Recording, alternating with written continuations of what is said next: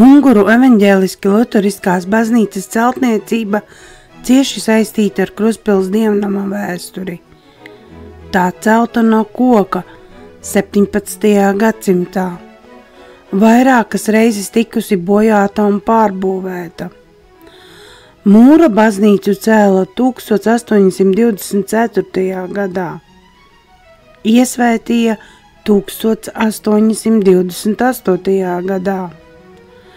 1885. gadā Unguru baznīcai radās sabrukšanas draudi, un policija gatavojās baznīcu slēgt.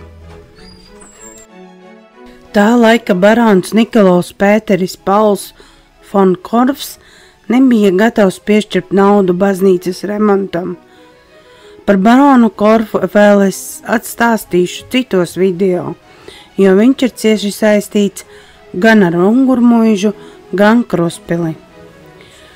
1828. gadā arī tika kristīts barona pirmdzimtais dēls, kas nāca pasaulē pēc 10 gadu ilgas bezbērnu laulības.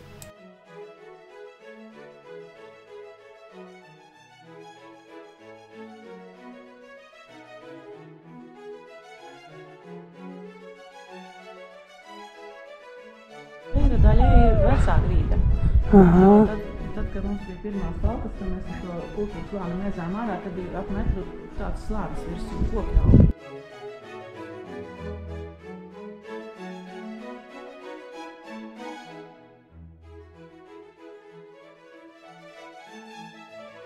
Dievnama ēkas jumts ir grieķu krusta formā. Šajos kadros jūs variet redzēt jumta formu.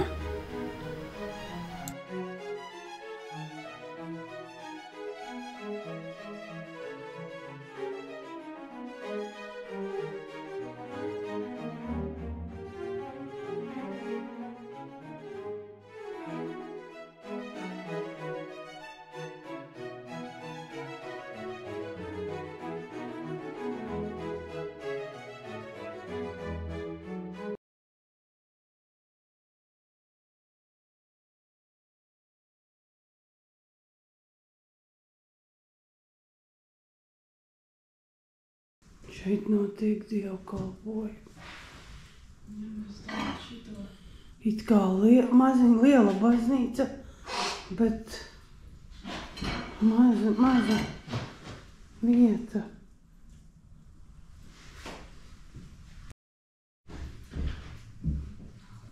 Šeit laulājas arī? Ir kāds laulājas? Pēdējos laikos nav bijis. Nav laulājas. Sen viens pāris ir bijis sen. Bet tagad nav. Neizvēl. Veca ēka un tik milzīgu ēku apsaimniekoja tāpēc, ka šeit taču agrāk bija tā kā dzimtsarakstu nodaļa. Būtībā pagasta tāds kā centrs tādā ziņā, ka visas miršanas, visas dzimšanas, visas laulības un viss, un līdz ar to ziedojumi, tā kā naudiņas par to visu, un tāpēc arī varēja to lielo ēku uzturēt un darīt.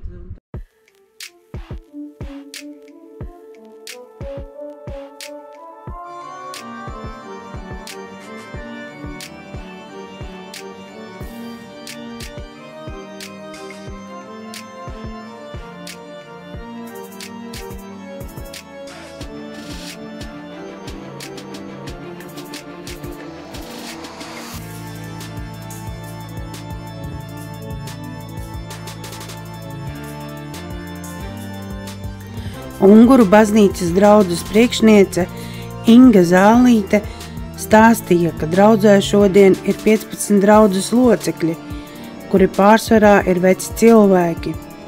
Dievkalpojumi notiek mazā zālē Zaskristējā.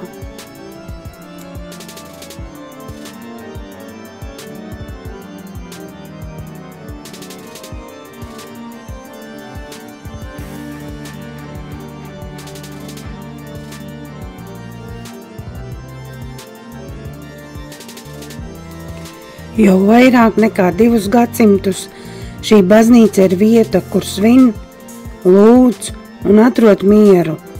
Laika gaitā šī baznīca ir piedzīvojusi daudz. Tā ir bijusi liecinieci paaudzēm, kas šeit kristītas, salauzātas, un pavadītas mūžībā. Lai baznīca kalpotu vēl gadu desmitiem, tā ir nepieciešama jūsu palīdzība. Ik viens, kurš vēlas būt daļa no šī stāsta, var sniegt savu atbalstu.